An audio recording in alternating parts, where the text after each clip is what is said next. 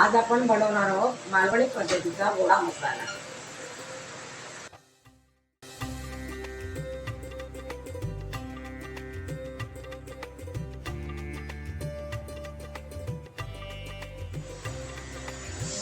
आपण घेतलेलं आहे पाव किलो सुकं खोबरं, ते बारीक वेळेवर चिरायचं।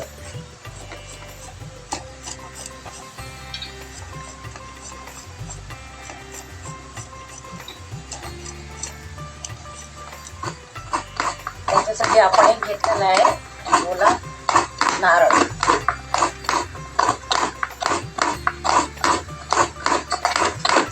चुलीवर बनवून घ्यायचा।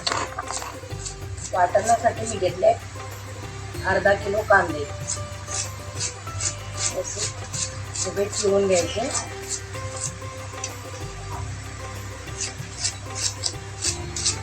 गॅस पेटवलेला आहे, कढई ठेवली, कढई चांगली तापून घ्यायची आणि त्यात सुकं खोबरं टाकायचं। सुकं खोबरं भाजताना तेल अजिबात टाकायचं नाही, तेल कमी वापरायचं।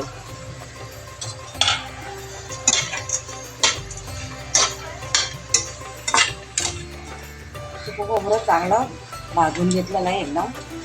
आता वर नारळ किसलेला आहे तो आपण चांगला भाजून घेऊ।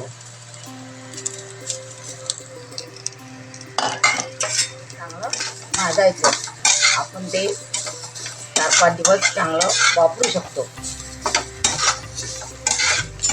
ओलं खोबरं पण चांगलं भाजून घेतलं आहे, ते मी आता काढते कढईतून। लालसर करून घेतलेलं आहे।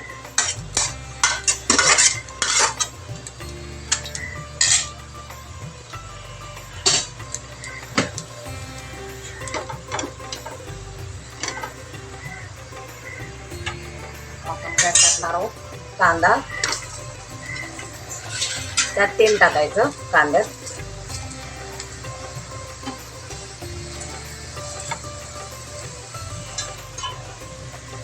आलं टाकणार, लसूण टाकणार,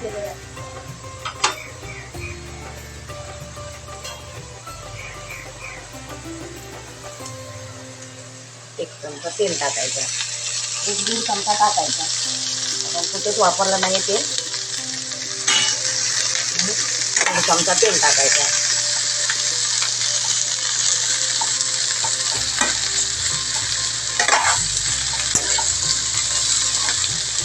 कांदा पण चांगला भाजून घ्यायचा। चांगलं भाजून घेतलं तर हा मसाला आपण 4 ते 5 दिवस वापरू शकतो। हे सुकं खोबरं चांगलं भाजून घेतलेलं आहे, हे ओलं खोबरं सुद्धा चांगलं भाजून घेतलेलं आहे आणि हा कांदा चांगला परतून घेतलेला आहे। चांगलं भाजलं ना की चांगलं 4-5 दिवस राहतं ते वाटप, आपण वापरू शकतो। आता आधी हे वाटणार, भांडं ओलं असेल तर स्वच्छ कपड्याने चांगलं पुसून घ्या, कारण आपण हे वाटण 4-5 दिवस वापरू शकतो। त्यासाठी पाणी थोडं पण वापरायचं नाही वाटण वाटताना।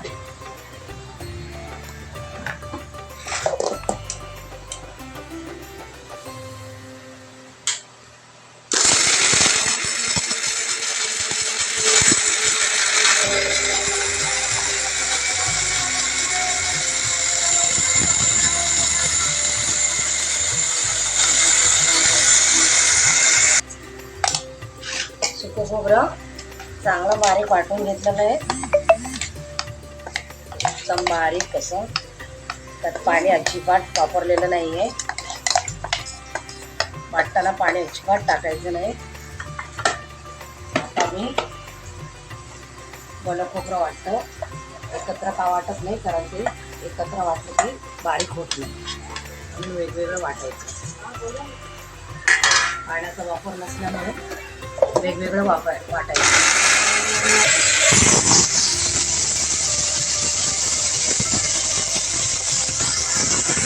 खोबरं सुद्धा, ओलं खोबरं सुद्धा बारीक वाटून घेतलं मी, दोन्ही खोबरे मिक्स केली आहेत। ओलं खोबरं, सुकं खोबरं आणि कांदा वाटणार आहे।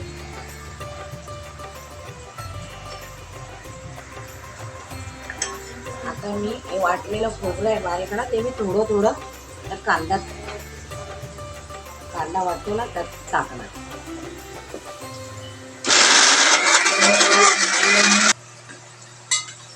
कांदा खोबरं मिक्स केलेलं वाटण मी दुसऱ्या भांड्यात काढते.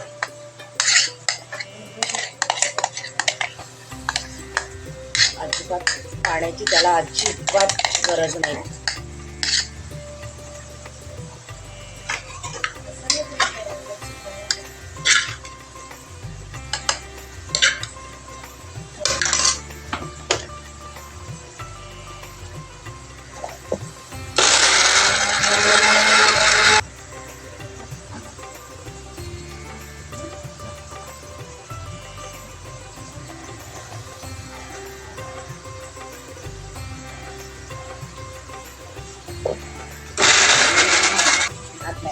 हात नाही घालत, हात घातला की कसं तरी दिसतं ते.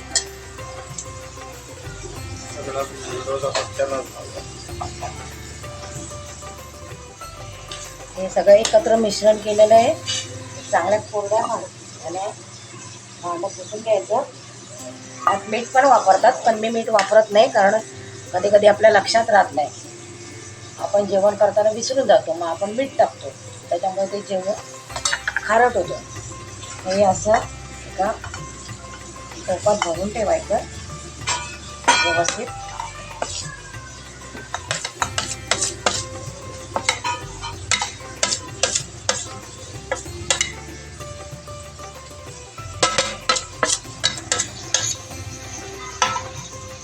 हे फ्रीजमध्ये ठेवायचं.